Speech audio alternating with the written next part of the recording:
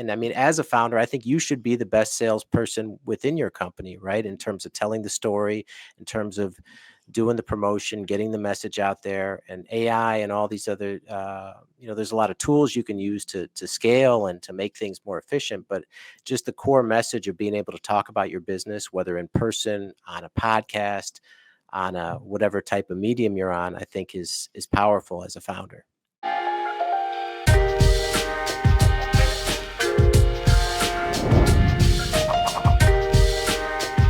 Welcome into another episode of Everything is Logistics, a podcast for the thinkers in freight. I am your host, Blythe Brumleve, and we are proudly presented by SPI Logistics. And we've got another great episode for y'all today. Happy to welcome in Dave Gulas. He is the president and co-founder of EZDC 3PL, a third-party logistics provider. And he also hosts the Beyond Fulfillment podcast. So we're going to talk a lot of e-commerce, a lot of fulfillment, and of course, logistics podcasting. So Dave, welcome back to the show. Hey, thank you, Blythe. It's great to be here. Now, it looks like, are you traveling in the background? Is that what I see in the back? I see like what looks like a hotel fridge. Oh no, this is my office. So I do have a fridge Oh, in here. Yeah, gotta have food and drink and all that. But yeah, that's what it is. oh, I was because the last time we spoke was at Manifest, and so I have conference content still, kind of fresh on the brain, and we're gonna get into a lot of the different conferences that you maybe plan on going to this year, and how you're recording content at those conferences. But I saw the fridge in the background, so I was like, oh, he's got to be traveling up to another conference, because it is conference season. The springtime is conference season for sure. So we'll get into that in just a second. But e-commerce. Let's talk about everything that's going on, because it's a lot of drama that's going on between a trade war that's going on between Canada and the US and Mexico, US pretty much against the rest of the world, tariffs, all of these things that are keeping e-commerce brands up at night. So from like a very like high level eagle eye view, what is an e-commerce brand experiencing right now? Well, I mean, it depends. It depends on where they're located, what their business model is, what their supply chain looks like, and many other variables. So, we had numerous brands, because we service companies from overseas and whatnot, or that certainly have made goods overseas, so many of them. And a lot of people basically rush to get inventory in before the initial tariffs were supposed to take effect. And then, so some people did that. And then obviously, busy sales season for the 3PL world is really Q1 and Q2. So in talking to a lot of people as well, a lot of people are, want to see how the dust settles and what exactly is going to happen before they talk about making a move, particularly if their supply chain is, overseas, or they're based overseas or whatnot. So yeah, just a lot of conversations, a lot of moving parts, and the answer is unique to what each person's business looks like. Do you find that a lot of e-commerce brands are sourcing globally? Are there, I guess, are there a lot of maybe success stories of e-commerce brands that are sourcing from the United States, or is that kind of just non-existent right now for via sourcing from the United States? I wouldn't say it's non-existent at all, but I mean, many of them source from overseas, particularly China, right? And clearly, right, we're seeing a shift. We're seeing with the new administration, there's a heavy focus on bringing manufacturing back to the U.S., not only for a number of critical industries, but just as a whole. So we're starting to see that shift, and a lot of other policies taking place. But again, right, it's supply chain is not something that's easy to change overnight, or as these policies change. So, some people too, right, even if they want to make a change, it takes time. And then there's still maybe consequences in the short term with tariffs. And I know there's been exemptions floated, and there's been all types of changes. And, as we record this, right, it's March 25th. We've got April 2nd right around the corner, which is, supposed to be the reciprocal tariff implementation. But again, right, so much negotiation going on and so many moving parts that we don't really know how all this is going to shake out yet. And before we hit record on this conversation, you had mentioned that a lot of your or a lot of brands that you know of are just pausing. They're not, maybe, storing a bunch of inventory. Maybe that happened before the tariffs, and that was one strategy. But you're also seeing a lot of other brands just kind of sit and wait for the dust to settle. Can you kind of, I guess, break that down for us of what that strategy is? Are they storing goods in the U.S.? Are they shipping them off to, Canada or Mexico and storing them there and just waiting, to until that April 2nd deadline? Or what's kind of the strategy that's going on right now? Yeah, I wouldn't say necessarily like a lot, but like several, right? If they're maybe based, I know some that are based either in Canada or Mexico, right? And they're literally wanting to you know what I mean, expand their US operations. And before they commit to moving into a 3PL and doing that, they want to see exactly what the tariffs are going to look like, being that they're maybe their products are made in those countries, right? So everyone, and again, right, you see the point from the administration, right, where everyone wants the US market. It's so big, it's so lucrative for a brand, but that we want to make sure that we're treated fairly, in terms of all the way around. So obviously we have the leverage based on our how big the US is and the type of consumption we have for all these other brands. So again, I think ultimately at the end of the day, we're going to see everything work out, and it's going to be okay. But I mean, yeah, a lot of people are just pausing in the short term with the uncertainty, especially depending what their business looks like and where their supply chain is currently located. For you and your fulfillment operations, can you kind of give the audience a sense of, I guess, maybe the scale or the location? I believe that you have a couple different warehousing locations. Can you kind of give us an idea of where you're situated at, and maybe the the commodity, or maybe not the commodity, but the niche that your business kind of caters to? Yeah, yeah. So, I mean, our main location is in the Bowling Green, Kentucky area. We had a smaller location in Maryland that really we experimented with, and we've really moved everything to Kentucky. So, it's a great central location where we can reach the vast majority of the U.S. Within 2 days ground. So if a brand is looking for one central location, Kentucky's an excellent option. And yeah, we focus on really direct to consumer Shopify sellers is where we specialize, and ideally smaller types of products like beauty, apparel, nutritional supplements, home goods, that sort of thing. So I mean that's really our niche, and then we focus on personal service, fast response time, and really helping emerging brands that are at the point where they need to outsource fulfillment, or they're with a 3PL and they're not getting the service they know they deserve. We want to give them an option to where they can get excellent service, they can get a very fair price, and they can have a partner that's a true extension of their business that can help them scale during that critical time when they need to outsource, but maybe they don't have the volume that maybe some larger national 3PLs are going to insist that they have. Oh, that's interesting, because I would imagine with those types of brands in particular that maybe a lot of, this news cycle of what we're kind of in with the trade war and tariffs and all of maybe the uncertainty that I would, if I was those brands, that would be keeping me up at night, and I think I would be trying to learn as much as possible about what could drastically impact my business. Are you finding that, more of your current customers or even leads are reaching out to you and kind of asking, like, what should I be doing here?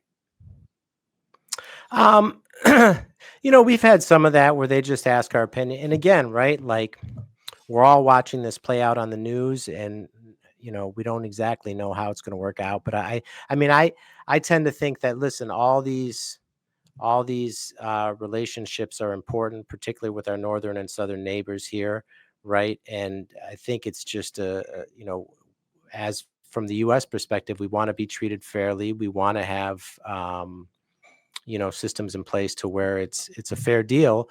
And if that's not happening, clearly something has to change. So I get from that perspective, and clearly we value what Canada brings and what Mexico brings. We want to have good relations with them, and I think ultimately we're going to get to a place where that's solid, and you can have a deal that's sustainable for everyone and everyone's treated fairly. But yeah, in the short term, it's it you know there is uncertainty, but everyone is just doing what they feel is best for their Mm. business, and that looks different for everyone. Oh, so it sounds like it's kind of like not maybe a huge cause for alarm. It's just, just something maybe outside of your control and you'll handle it when you can handle it. Is that maybe a safe assumption?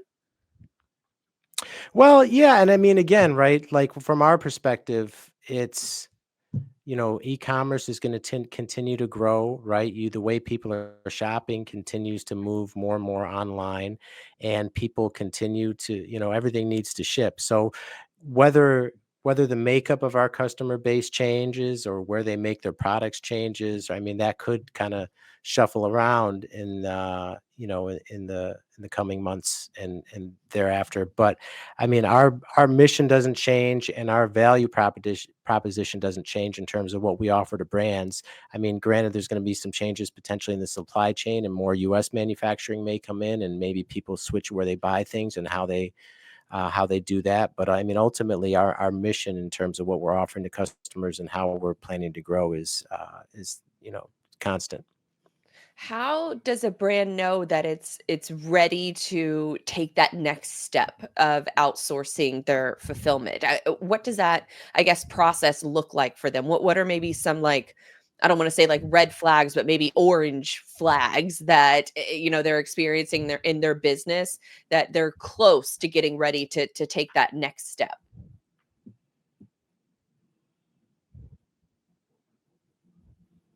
Yeah, I mean, just again, spending way too much time on order fulfillment and all the complexities there. If they, particularly if they're scaling up and their volume increases and they don't have the systems in place to handle that increase, they're certainly going to feel it. Software issues as well. I mean, again, depending on what their inventory or their ERP system may look like, depending if they have to invest or upgrade their software, clearly that's not cheap, and they may want to leverage a partner that has those systems in place. Parcel rates, again, right? If they look at their margins and they see, again, if they don't have a big enough volume to negotiate the right rate on their own, it certainly makes sense to leverage someone else who has a much better rate. So that's certainly an area to look at. Labor, of course, like they can weigh the cost of what it would cost to outsource to a 3PL versus not only having the labor in house, but then the stress and the potential headache in managing it. And what happens, people don't show up. What happens if you can't retain the right talent, and then wages, with the inflation, right? And we've seen over recent years that's certainly a concern with labor and what it looks like to really manage a staff versus outsource that to someone who has those systems in place. So all those are things that you can see creep up as a company scales that could be potential red flags, so to speak, or reasons that you might want to look at outsourcing. And so when they're getting ready to, I guess, make that step of outsourcing or trying to find an outsourcing, 3PL partner in that regard, do they a lot of times maybe have their own warehouse already, maybe have their own sort of maybe WMS, or is that a situation where maybe they're shipping out of their garage or an office space down the road? What is give us like a picture of what an ideal customer looks like for you before you come into the fold and help them with their shipping. Yeah, I mean, all those things oftentimes, right? They have some sort of small office slash warehouse space when they're fulfilling, and they reach a certain point and they said, you know what, this is just a headache. We don't want to do this anymore. We want to hire a 3PL. Um, Oftentimes, if people are getting into the US market, maybe they're fulfilling from overseas and that's too cost prohibitive. And they say, hey, I just want to have my stuff warehoused in the US and fulfill from there. I mean, that's certainly one option. Um, Sometimes too, when people launch, they want to start right with the 3PL and not even do the either because they have experience doing it or they just know that it's not something I want to focus on. So Oh, we see interesting. that as well. Yeah, so it just really depends. But yeah, oftentimes too, people have a small space and they're fulfilling and they say, you know what, this is not how I want to scale. Yeah, because I mean, if I was, say, if I had like a beauty brand or something, I would have maybe like an idealistic view that, oh, I could just hire friends and family and they could help me ship the goods. Like I'll cross that bridge when I need to, as far as, finding a partner. So I'm just wondering, what that landscape looks like for them before they realize that they're in over their head, and they need to find a partner who specializes in that, because transportation is typically the most expensive part of any product that you buy. And so when margins are already tight, is at what point does that become an option for these brand owners to start outsourcing their fulfillment to, a company like yours? And so I'm just curious about what that, I guess, landscape looks like. And then, so since you've already explained that, kind of walk us through what it looks like when they've realized that they need an outsourcing partner. Maybe they've reached out to you. What are those first couple of months maybe look like as they're making that transition and you're taking over those shipment operations? Yeah, so I mean, we always have a discovery call whenever we're introduced to someone new, whether they find us on the web or, we get a lead, whatever kind of way. We always have a discovery call. We want to understand their business from top to bottom, what it looks like, what the order flow looks like, what the product is, how they want whatever customizations they require, et cetera, et cetera. So we get a clear picture of it. And then obviously there's a quoting process, there's questioning process, and that looks different for every single deal, right? Sometimes, I mean, typically a sales cycle is a couple months on average. I mean, sometimes it's super short if they're in a bind, sometimes it's longer, depending, but several months on average. And yeah, so you go back and forth, and they're always typically talking to more than one person anyway, right? So Mhm. they're talking to different people, they're comparing quotes. There's questions back and forth, and when they make the decision to go with us, um, then yeah, we start mapping out the plan in terms of, when do they want to move in, what makes the most sense, well, based on our availability. We have several onboarding calls, and just depending on the complexity of the brand, for a variety of things, sales channels, SKU count, amount of inventory, order volume, et cetera, et cetera. So we take all those things to an account, and then yeah, we create a plan, and then we start executing, and obviously do testing prior, and we have a go live date. And yeah, we just want to make sure, the goal really is to make it as smooth as possible for them, to be thorough, that everything's covered, and we're both sides are on the same page about what's expected. We have receiving, like a routing guide, that's very detailed in terms of how we receive shipments, what's expected, what's required, etc. And yeah, brands appreciate that as well. So they, everything's labeled properly, so it's easy to receive, and everything can be as efficient as possible. And then, yeah, we have the go live date, and make sure everything's smooth, and then continue to proceed from there. So when based on all of the customers, I'm just curious as to, do you have a favorite product that you ship, or a favorite type of product? Maybe it's, I don't know, does makeup like have to be refrigerated? Give us, I guess, some fun facts about fulfillment, if that is a thing. Uh, I mean, every 3PL will tell you you want a lower SKU count, just because it's it's simple. There's less room for error, that type of thing. Um, yeah, it's really nice where it's in a ready to ship box and you just slap a label on it. That's really nice and easy for everybody. Of course, lightweight and smaller is ideal. Um, but again, every business and every product is so different.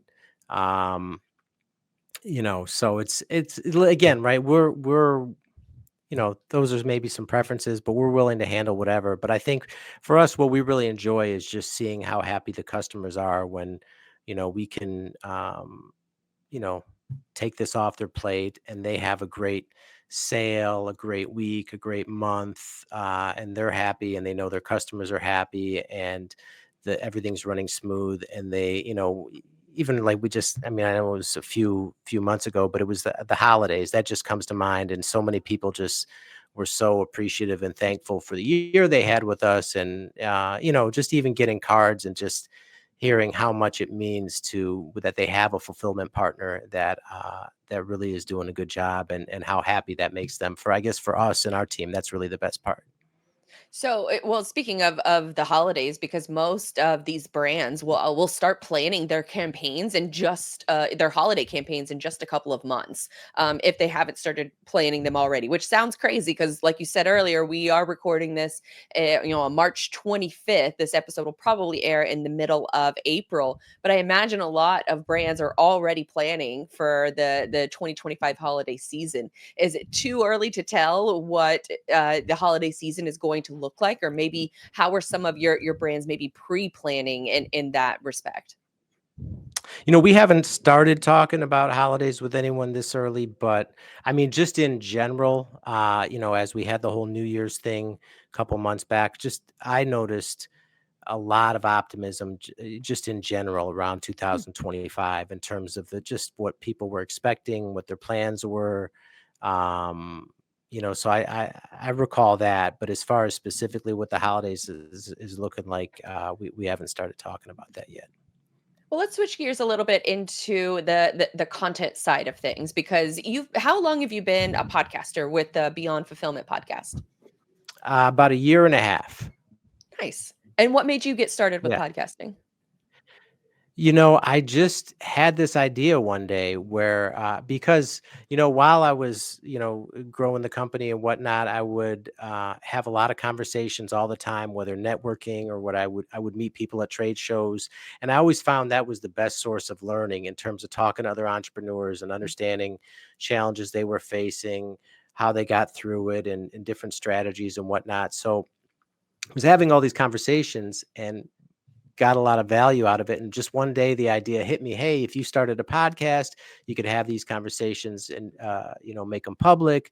The audience would benefit, the guests would get exposure, would help you. Just seemed like a great idea. And again, I knew nothing about podcast. I had been on one podcast, for like 10 minutes. And I also too saw the type of reach and response it got, and all that. And that was probably playing in my mind, but it just seemed like a great idea. So I said, yeah, let's do it. And we found a way to throw it together quickly. And I just started and never stopped. And yeah, now here we are. And I tell people all the time that you don't have to technically start a podcast, very similar to what we're doing here. You could start a podcast as simply as a means to communicate with your target customer, and you can use it as an educational resource for your current customers. Do you find that your audience and your, maybe current customer base is interested in the nuance, or maybe the niche focus of, e-commerce fulfillment, everything that's going on within the space? Do you find that they're genuinely interested in that type of content? Well, yeah, I mean, I do. I've got numerous, hey, we saw your podcast, and people have found us because of the podcast, customers. Nice. I mean, me personally, so every one of our customers, right? And I'm, we're still a young company, so I'm the sales department, but every single one that I've enrolled is an entrepreneur, right? So I thought too, as this is going along, I thought, again, focus on the entrepreneurial journey and what it's like, because so many people have said, oh yeah, because people just they think it's something that it's not. And boy, let me tell you what it's really like. And I hear that so often. So I just thought those type of stories kind of appeal to people that are in business. So if I can put that type of value out, and have engaging content that has that people can learn from, again, right, that's going to be a great message as well. And again, people like other entrepreneurs can find it, listen to it, and any of them that have a physical product, we potentially have a solution for. So that's where I thought there could be a great synergy with not only putting out valuable content, but using it to also, as a lead generation tool. What have been some of the, I guess, your best episodes that customers or maybe even potential customers have reached out about and said, "Oh, I really liked that episode"? So there's one with Brian Esposito, which he's got a crazy story. I mean, that one's got a lot of views on YouTube. He's got a crazy story about getting hit by a drunk driver and being heavily injured and not able to work, and his businesses, collapsed at the time. And he basically came back from all that, and he's got like equity in 100 plus companies, and he's really had like a successful turnaround. So that's one people enjoy. Um, Jaggeth from Ordero. I don't know if you know that company, right? He's got a really great episode where he just talks, about what it was really like in his journey, all the mistakes he made, and he's got some valuable nuggets in there too about increasing your luck surface area by just, and that's something I don't know if it's almost sounds cliche. I've heard it elsewhere, but he really digs into that too, how that was valuable in his story and how the company started was so um like just the chance that some of the chance things that had to happen for him, and you look at the way they've grown. I mean, that was a really inspiring episode. So I mean, those are a couple that come to mind. Yeah, I think those are the kind of stories that I mean any entrepreneur would resonate with because you have to go through the struggle, and I think for a lot of folks you really only see when they reach the mountaintop, but all the other struggles and all the other mini mountains that they had to climb before that is where I think a lot of the growth comes from, both personally and professionally. So it's cool that you're sharing those stories over on the podcast. I'm curious how you maybe how do you find out what your ROI is from creating content? Because I think that that's one of the top questions that I always get asked is, if I'm going to do this, how am I going to know that it's successful, or how am I going to know that the audience is getting value from it? So, what are maybe some ways that you've seen value of creating the show and creating the podcast and having these conversations? Yeah, I mean, we've had numerous direct customers from that have mentioned it. That that's where they saw us, or even uh, relationships that it's created that have directly turned to business through an introduction or whatnot, based on a podcast episode. Those have been some ways, and in terms of direct. I look at it as too is right, particularly as a founder and trying to grow a company into something significant, right? It's most, barring some exceptions, it's going to take some time, right? It's going to take years. So you're always going to be, needing to focus on that input and, content too, right? Like I've been posting consistently on LinkedIn for about 2 years now. I've been dropping the podcast episode every week. Now twice a week for about a year and a half, right? So you have to build the consistency of these inputs, and over time too, when you see what it does to your search, your online visibility, and just the fact that people see you out there consistently, and they know you're someone that isn't like fly by night. I mean, that matters, right? And it might not happen today too, but again, right, you never know what's going to happen next month, a month after, thereafter. So I look at content creation as a long-term strategy, and you can't just look at it like, well, I did this today, what did I get for it, right? You have to build that in, or put that input in over a long period of time to really, really, um, see the full benefit. Now you mentioned that you release an episode each week. How do you balance podcasting and your quote unquote normal job? Yeah, I mean, right. You're always trying to optimize your time and move most efficiently. So, I mean, I try to limit the amount of episodes I'll record in a given week, and I do have specific time blocks too where I can set that aside. But yeah, it's just right. There's internal operation calls, there's sales calls, there's customer calls, there's whatever, there's networking calls potentially. So any given day, and then you need that white space to actually execute and get other things accomplished. So any given day, you're always trying to manage your energy and your efficiency, and based on your schedule and what needs to be done as best you can. So I try to optimize with a variety of systems to record and prepare efficiently, and then I have a team that does all the editing and whatnot. So yeah, I just try to operate the best I can each day, given the workload. Now, you mentioned that you have a team that helps with maybe some of the distribution process, and I've heard you use the phrase inputs, and there's very much a parallel with content creation to just the overall supply chain and like the verbiage that we can use in supply chain versus content creation. I'm curious around the distribution of your content. How do you think about recording an interview and then getting it out to the world? Is it, I know you're very active on LinkedIn. Are you prioritizing maybe any other social networks or email or anything like that?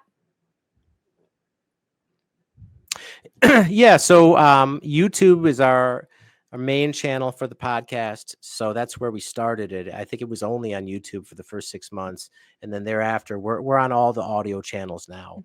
But YouTube is still kind of the go-to, I suppose. Anyone that wants to see it, I'll send them the YouTube channel. And then Apple Podcast tends to get a lot of traction as well. That seems to be the main player in the audio space. Um, and yeah, social media is LinkedIn by far is the one that I spend time on. I mean, we post on some of the other ones. I don't really spend time on there, but yeah, LinkedIn, I definitely I use a lot to engage with others and connect and network and whatnot.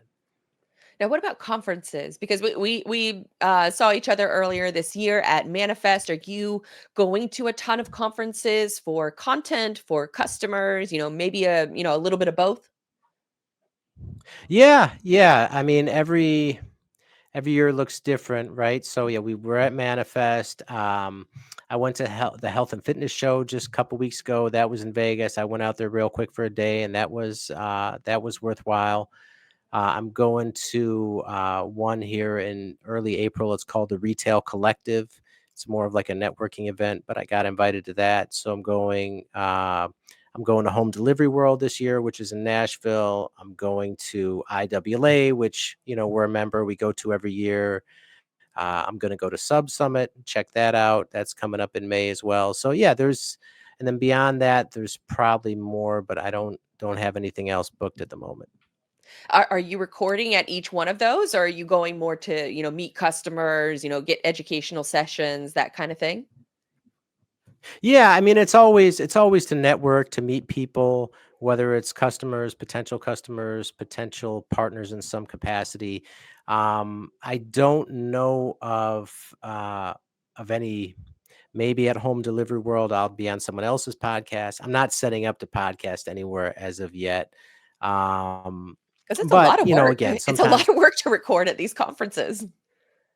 Yeah, yeah, for sure. I mean, Manifest was great. I mean, the way they set it up for everyone. They give you like a nice time block, and but yeah, even that, just booking everyone and getting that all set up certainly was. I was right down to the wire booking people that morning just to kind of fill up all my time slots. So yeah, it certainly worked, but yeah, I'm always open to it, and I guess if nothing else, I can do the selfie thing with the iPhone. I've done that too, where if I just run into some people, I can kind of record something on the spot.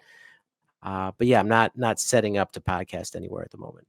Yeah, it's super helpful to be able to, because iPhones have just, or just phones in general have come so far where you don't have to have, the big fancy cameras and the lighting and all of that. I'm sure that's nice, but especially for folks like us, it's typically just us that are traveling to and from these conferences, and now camera equipment and recording equipment, it takes up a lot of space in the suitcase, and it's a lot of trial and error, and a lot of times you're recording on site and you don't know if you've run into an issue until things are too late. I ran into a couple of issues, at Manifest this year, of just my own recording setup. I feel like you learn something new at every time you record at a conference, and sometimes it's just super nice just to go to a conference and focus on meeting people, not in a recording environment. So I definitely feel you in that regard on if you want to even record with people. But if you want to, you and Joe Lynch had a great device at I think it was the DJ Osmo camera that you were using at Manifest, and it was really compact and great sound, great video. So you guys taught me that trick, so I might be borrowing that trick in the future of using that little camera.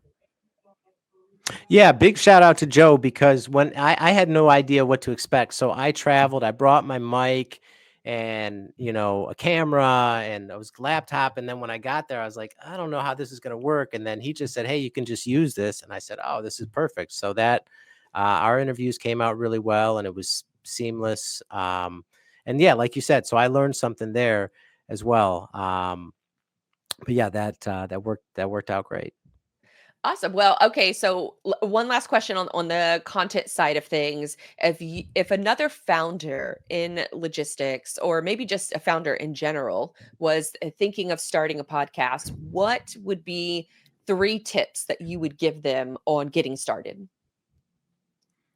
Oh boy. Yeah, I would say, right, just start, take action and make some sort of progress as quick as you can and just get some momentum. And even if you don't have it all figured out, start and do something and keep going. Because I've talked to people that say, "Wow, that's great. I really wanted to do it, but I couldn't or I didn't or I got equipment, but then this happened or that happened." Right? I hear so many of those stories and I literally just started recording on my laptop and we threw it together real quick and just started and just kept going. And you're gonna right, you're gonna have to do it over a long period of time to really build it into something meaningful. But I mean, again, if it's so much easier if when that idea is red hot and you have that desire, if you just take some sort of action and get it in motion and keep the momentum going, I would say that's your best bet to really build it into something lasting. Now, for both of us, I think we can both agree that a podcast is a great sales tool. It's a great way to have long, in-depth conversations with people, and hopefully, those conversations resonate with others who are listening to the show as well. I'm curious as to how you know, sales has just evolved so quickly, especially in logistics over the last couple of years. We're starting to see a lot more, conversations around AI and how that's being utilized. I'm curious as to what you think are some foundational sales tactics that people should still be doing, in addition to something that's kind of seen as new with respect to podcasting. What are maybe some foundational sales tips that you would be able to give the audience? Yeah, I mean, like for me, I think sales is just, I would say, and again, right, I'm biased. I've been in sales my entire adult life, right? So, I'm always going to default to sales, but I think it's such an important foundational skills because really nothing happens until a sale is made, right? You have to bring in business before there's anything else for anyone, someone else to do. So, I just think it's important to be comfortable just with the process, meaning comfortable telling your story, comfortable talking about the value you provide, whatever it is you're doing, comfortable fielding questions and whatever you want to call it, objections or feedback. And, because again, right, you're always selling your ideas, you're always engaged in, when you're in business and selling something, right? So I just think it's important, particularly for founders, where I see people try to outsource it and it doesn't work as well. And I mean, as a founder, I think you should be the best salesperson within your company, right? In terms of telling the story, in terms of doing the promotion, getting the message out there, and AI and all these other, there's a lot of tools you can use to scale and to make things more efficient. But just the core message of being able to talk about your business, whether in person, on a podcast, on a whatever type of medium you're on, I think is powerful as a founder. Yeah, absolutely. And so let's switch gears a little bit because you are also an agent for SPI Logistics, proud partner of this show since the show's inception. So let's talk a little bit about working with SPI. I'm curious as to how you first found out about them. Yeah, so I found out about them via Joe Lynch, and I think was he on my podcast? I think it was. That's how I even uh, got the conference. We were talking around that time because he was on my podcast. But as we would have customers in house that would need freight moved, whether in or out or whatnot. And so at the time, I didn't really know anything about the market or whatnot. So I would go out to some other freight brokers and just you know, customer and had some experiences where customer wasn't happy. There were some issues, and I was like, oh man, now I referred this person, and now they're like, customer's not happy. That's not a good look. How can I fix this? And Joe had told me about the SPI model and about the guys, Mike Micklook and Joe Chandler and them. And so he was just telling me, I said, oh, that sounds great. And so I got in touch and yeah, I was able to become an agent. And it just makes it super easy in terms of, when people need, um, freight moved in whatever capacity, and whether they're a customer of ours or not, they have someone that they know can give them personal service, can keep them in the loop, can ensure that, all the I's are dotted and the T's are crossed, and they stay in the know about what's happening. They get the right price, and then everything's done properly. So SPI's got a great system. They make it super easy. They're very agent friendly, so to speak, in the way that they work with you to really provide a great customer experience for the people, the shippers. And yeah, it's just been a great experience, and everyone on the team has been has just been excellent to work with, and yeah, I couldn't be happier with them. How long have you been with them? Maybe because I think the last time we spoke, you had just joined with them, and so maybe it's been close to a year now, I believe. It's yeah, little over, yeah, just over a year. I think right around the beginning, or the end of 23, probably not long after I started the podcast. I got involved with SPI. And how did your onboarding process with them look like? Because I think it's interesting that you have helped a lot of e-commerce brands get onboarded with fulfillment in general, and then now you're being able to utilize a greater freight network by working with SPI. So I was curious how your onboarding process, how long did it take? Were there any challenges that you faced? Maybe new tech or anything like that. But now you're kind of rolling pretty good working with them. Yeah, I mean, it was pretty smooth, right? They have, there's training material, there's a test, there's they schedule calls to show you their TMS, how it works and whatnot. And then they have like senior agents too, right? That they can kind of match up with, particularly as a new agent, to basically help you and kind of mentor you, so to speak, within the freight world about, how everything works and whatnot. So yeah, and they're, all the top people there, they're always available if you want to have a conversation or you want to get guidance on anything. And yeah, they have an excellent supporting staff that's, that can respond quickly. And yeah, the customer service is excellent too. Like if there is a customer issue and I need to get someone on the phone, I mean, I can, within 30 seconds, I could have a live agent available that can help me with whatever I need. So yeah, it works well. That's I hadn't heard that that they offer you like a senior agent to help guide you and help kind of mentor you. That's pretty cool. Can you and maybe double click on that for us and tell us how that kind of process works? Are you meeting regularly? Maybe what kind of challenges are they helping you to avoid? Tell us a little bit more about that aspect of it.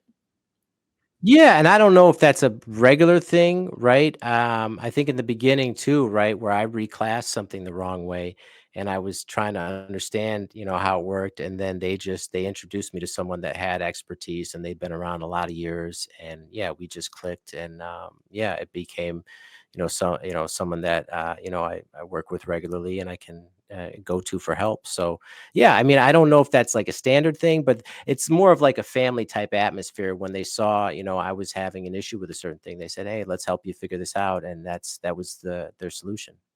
I love that because they so we've done several interviews with their agents, and one agent comes to mind, Tynan Guthrie, and he mentioned that he didn't necessarily have a book of business to go right out and become a freight agent, so he was able to work under another more experienced agent, learn the ropes, and then slowly start to build up his own book of business, and so he'll have his own freight agency. And I just thought that's so interesting how they are really SPI, meaning that they are really they don't have any in-house brokerage. The support team only exists to help their agents be successful. And so that, you bringing up that point that, you almost have like another mentor, another freight agent that you could be working with on a regular basis. I think that that's super cool that they have, different flexibility in that regard.